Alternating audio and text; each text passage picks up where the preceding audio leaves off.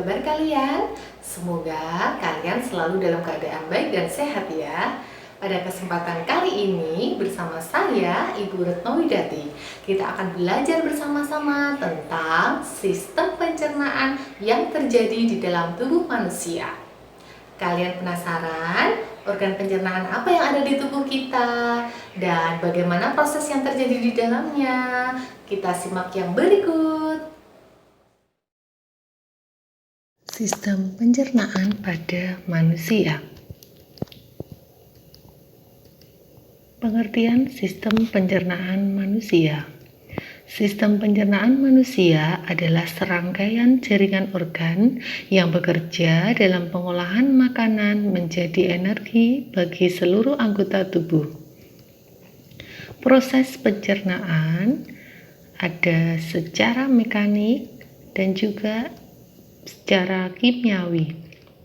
Secara mekanik artinya mengubah makanan menjadi bentuk yang lebih halus atau lembut. Sedangkan secara kimiawi yaitu mengubah zat makanan dari bentuk yang kompleks menjadi lebih sederhana dengan bantuan enzim. Organ pencernaan manusia terdiri dari mulut, kerongkongan, lambung, usus halus, usus besar, dan anus. Yang pertama, mulut. Di dalam mulut terjadi proses pencernaan secara mekanik yang dibantu oleh gigi dan lidah. Sedangkan secara kimiawi dilakukan oleh enzim betialin yang mengubah zat tepung atau amilum menjadi zat gula atau glukosa. Yang kedua, kerongkongan. Di dalam kerongkongan, makanan didorong ke lambung melalui gerakan peristaltik, yaitu gerakan meremas dan mendorong pada dinding kerongkongan. Seperti yang terlihat pada gambar berikut. Selanjutnya, lambung. Di dalam lambung terjadi dua proses pencernaan. Yang pertama secara mekanik. Makanan diremas menjadi bubur makanan atau kim oleh otot lambung.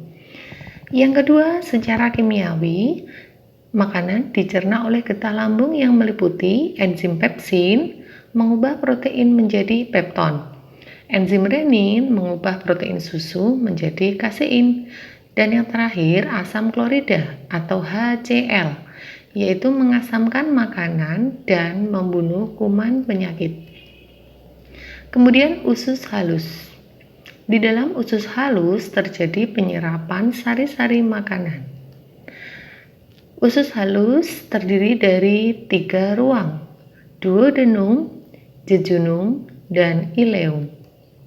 Duodenum juga disebut dengan usus 12 jari. Jejunum itu adalah usus kosong. Sedangkan ileum disebut juga usus penyerapan. Bagian usus halus bermuara pada kelenjar pankreas dan kantong empedu. Pankreas. Pankreas menghasilkan enzim pencernaan yang meliputi enzim amilase, mengubah zat tepung menjadi zat gula. Enzim lipase memecah lemak menjadi asam lemak dan gliserol. Sedangkan enzim tripsin mengubah protein menjadi asam amino. Kantong empedu. Fungsi dari kantong empedu yang pertama sebagai pengencer lemak. Yang kedua, membantu mengeluarkan racun dalam tubuh. Yang ketiga, membantu kerja enzim pencernakan. Yang keempat, melindungi tubuh dari bakteri. Selanjutnya adalah usus besar. Di dalam usus besar terjadi proses 1. Pembusukan makanan oleh bakteri E. coli.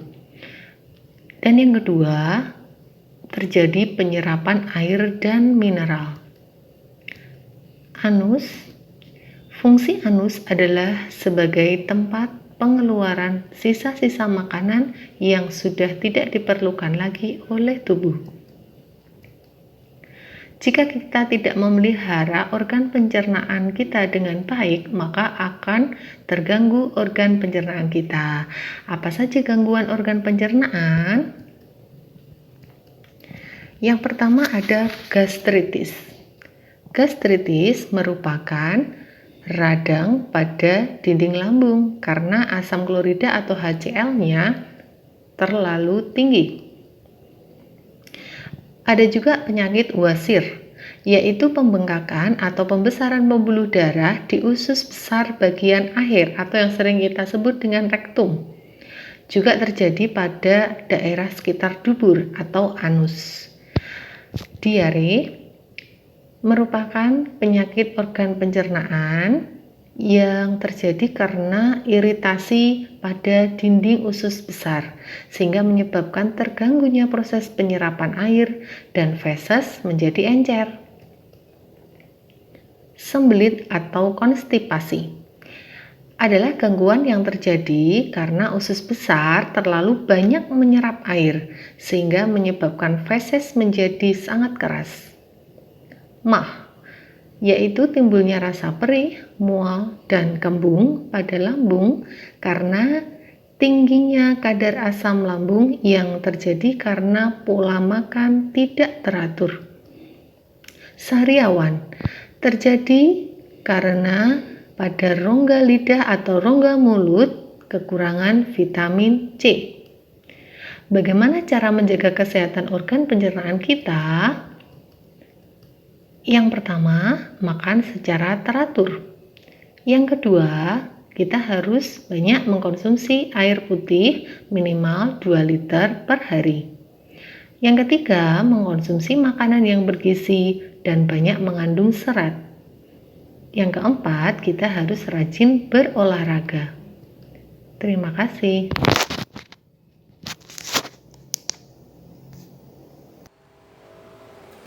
Nah, itulah tadi sekilas tentang organ pencernaan yang terjadi di dalam tubuh kita.